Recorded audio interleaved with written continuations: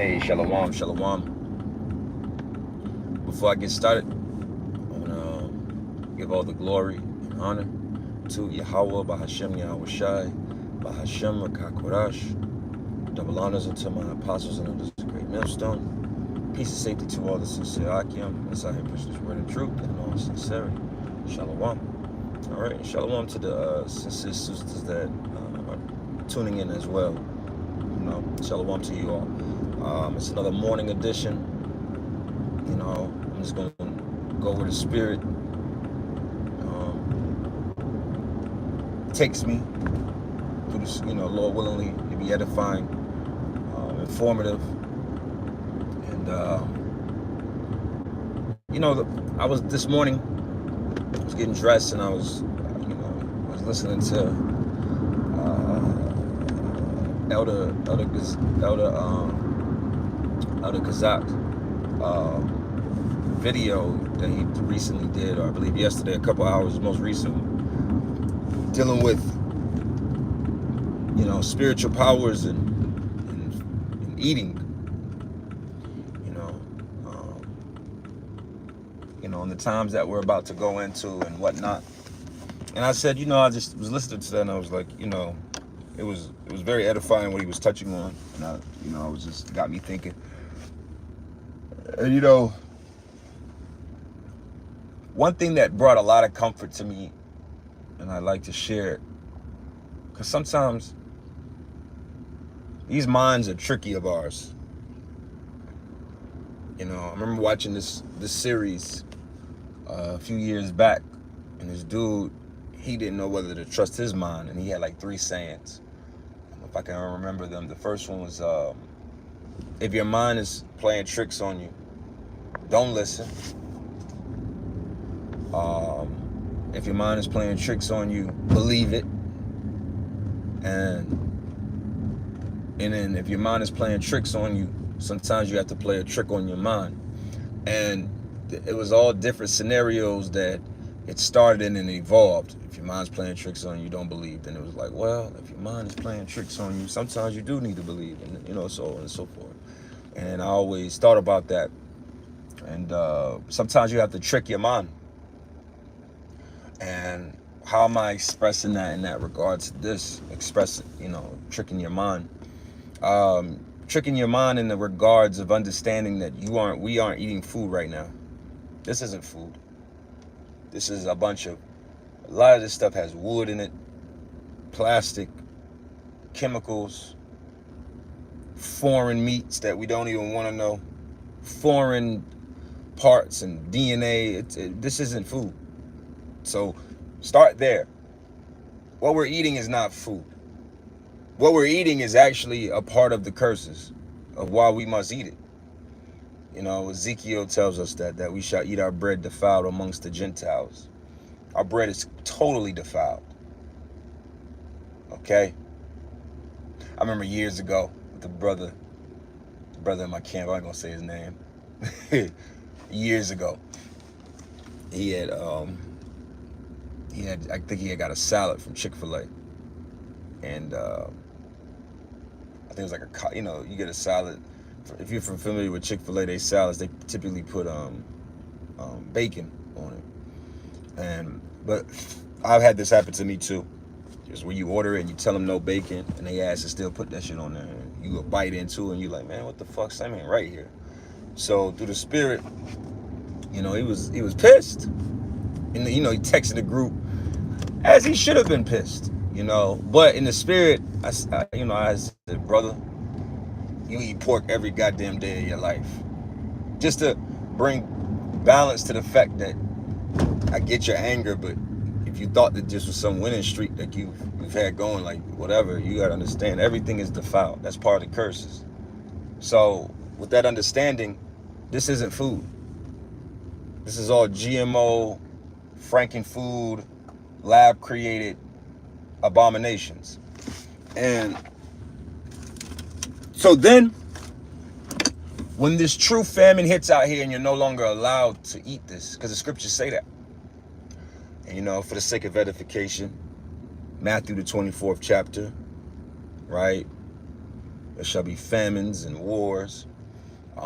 Second Ezra 15, Second Ezra 16. Which revelation is that? Is that Revelation? Forgive me. Revelation 11, I want to say. Excuse me, I don't have a phone holder. Where wheat shall be a penny, you know, basically a day's wage for a measurement of wheat. That's in the book of Revelation. So there's plenty of scriptures that let us know that a famine is on the way, that a famine will come, that famines are real, but a famine will come. So when you understand these things and you understand that we're going to experience a famine and, you know, and everything that comes along with it, you can panic. You know, you could be in that spirit of prepping with GMO foods, you know, which, don't get me wrong, for balance of for sake of balance and edification. It's nothing wrong with putting a few things away. That's actually smart. So I'm not sitting here shaming a person because I have rations in my own house. All right. You know, hell, even during the pandemic, Apostle Tahar was saying to go grab a few things from the store.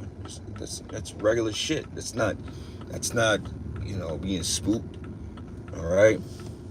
So, but overall, you got people out of here that are invested or obsessed with the idea of prepping. And there is no such thing as prepping in this place, okay? But I get back to the point. Give me 1 second. I'm checking him out.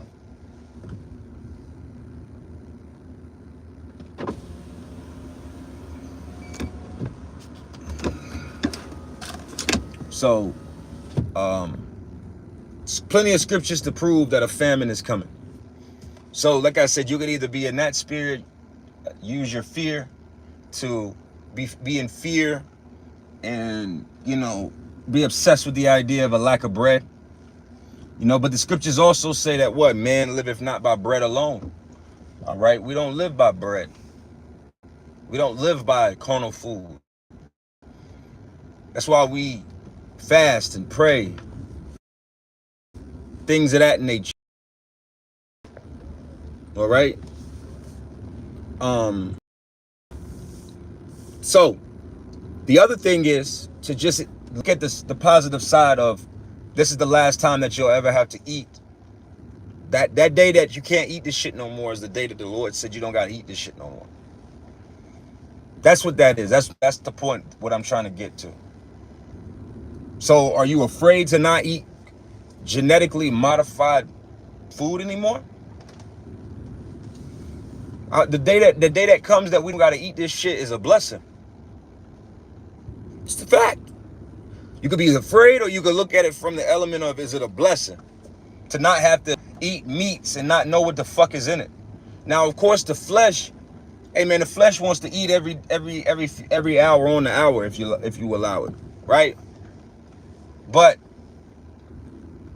in the spirit, this thing is deeper, you know.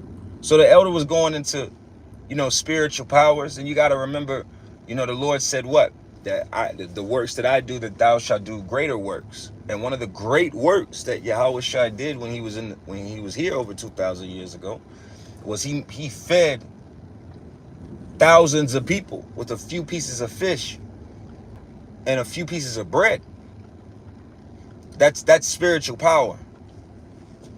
All right. The Lord making it rain food. These are all examples throughout the scriptures of the Lord sustaining his chosen. Hell, the Lord made it rain food on niggas. Just because they were Israelites, he made hell, Yahweh Shai. You think everybody that was in that crowd follow him was sincere? It's a bunch of unbelieving niggas in that multitude, and the Lord still fed them. They still were partakers in a spiritual power an act of spiritual power. So what more, which leads into one of my favorite chapters, which, to be real with you, I say is one of my favorite chapters, but really it should kind of be all of ours favorite chapters, Matthew the 6th chapter. The Lord's prayer can be found. Give us, Lord, our daily bread. But when you jump further down, the Lord says, is not your life more than sparrows, who he takes care of daily? And like the elders said in the video, and I echo that sentiment. We could say all of these things. I could say all of these things. I could hit you with 1,000 precepts. And, hey, 144, all praise Yahweh Shem Yahushua. Hey, 144 again, all praise Yahweh Shem Yahushua. You know, I can hit you with 1,000 precepts, say it in a Shakespearean style voice. But if you don't believe it, the fuck does it matter? If you don't believe that Yahweh Shai fed thousands with bread, or the Lord made it rain food, or the Lord delivered food to Elijah in the wilderness, right? Then none of what I'm saying matters. You got to have that faith that in the times to come, when it looks like, 444, mercy. When it looks like everything is against you, you got to have faith. And, you know, I'm going to say this too. I'm about to, cut this off. I don't want to make this too long,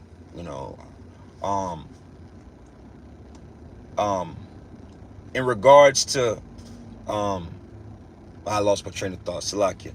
But back to the point of experiencing famine and having faith. You got to understand that this is the rules, man. Matthew, the 6th chapter. Lord knows what our backs are against the wall, man. Lord knows. Lord knows that we are weak. Okay?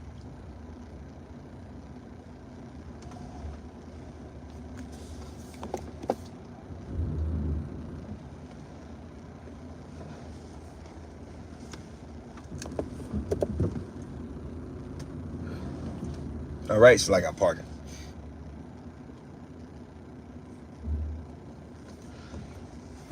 The Lord is not too unfair.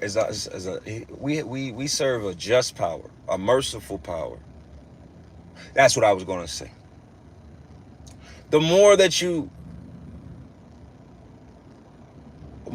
serve Yahweh Shem Yahushai, is the more that you realize how out of control, how you don't have control. You don't have control. And even now, I'll say this to add to that. Because sometimes we can miss, what's the saying go? We can miss the forest because of the trees in front of us or something of that nature. Where you could lose sight of the fact of, man, this spiritual powers, every day I get home, every day I eat. At this point, we get so, sold. What's the word I'm looking for? We're so obsessed and marveled, which is a good thing, with spiritual powers, that we go to the extreme of them. Flying, jumping thousands of feet, doing, shit like that. But the truth of the matter is, every day we witness spiritual power. If you're spiritual, eating, I done seen miracles work in that regard. You may not have no money and some things fall together, or you might be walking and you get an extra 10. Now you can make some tacos, or them be spiritual moments, man. Your gas is low and you ain't got no money, but then somebody randomly gives you, you find a 10 in your pocket or 20 somewhere, or the pump keeps pumping. Things like this happen when you're in the spirit. And those are miracles if you're in the spirit. So we shouldn't wait till you're glowing in fire to recognize that you already have spiritual powers. We're spiritual and we have power. We're Israelites, sons of the power, so that makes us powers. And we're led by the Spirit, so that makes us we have spiritual powers. Our faith is going to increase, and it's going to increase the ability for us to experience and do other things with that. You know, like you got level 1 spiritual power. Hey, you know how much spiritual power the scriptures say? Lord told the 12 to go clean the leopards, raise the dead. When the truth found us, and we found the truth, like we crossed paths, we were risen from the dead then. Who I was prior to the truth is not, I don't know that man. Shit, I really don't. It's spiritual powers for me to do this lesson, to sit here and be in the camera.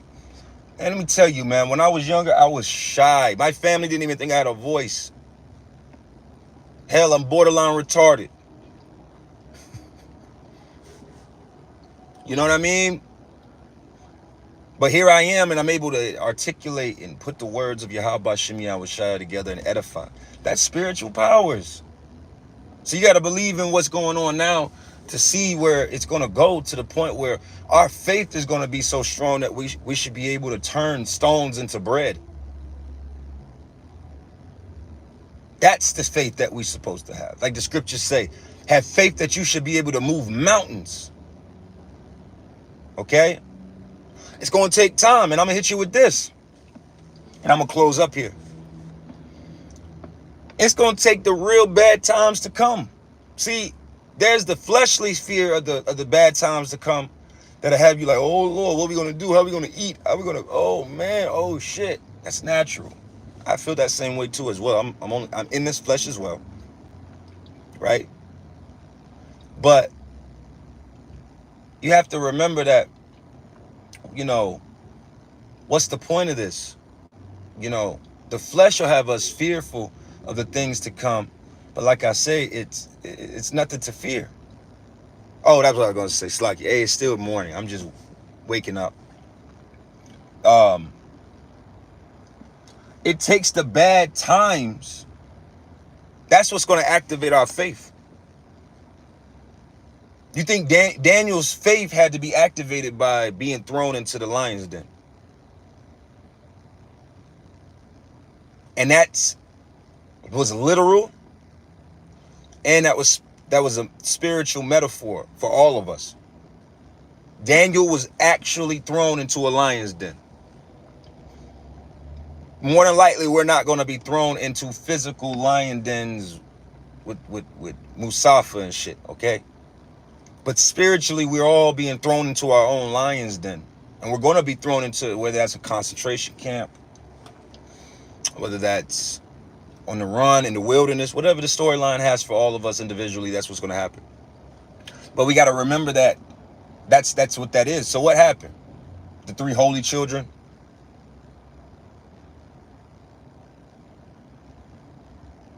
All right. These are all examples of being thrown into a predicament, and then that predicament or situation blossoming your faith. Like, oh shit, the Lord really is with me. Like they just had faith unto death. That's why the scriptures in Sirach, the 4th chapter, says, strive unto the truth as even unto death. You get what I'm saying? So let me close up here. All right. I pray that this lesson was edifying. Just remember, man, it's just faith. You know, the more like I said, the more I walk, the more I realize how I'm not in control of anything.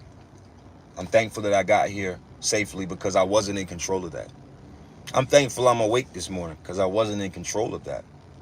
So the things that are going to come, we're not in control. Just accept it and be in faith and pray that the Yahweh Shem Yahushua use you for good, use us for good, you know. But there's nothing to be afraid of. You got to trick your mind. It's going to be nerve-wracking to be like, oh shit, there's no food. But overall, we're not eating food now. Apostle said that years ago. You lose your life. We're not living now. Just keeping it 100. It's hard. These are hard. These are the bitternesses of the truth. All right? So don't let you lose sight of the fact of you're not eating now.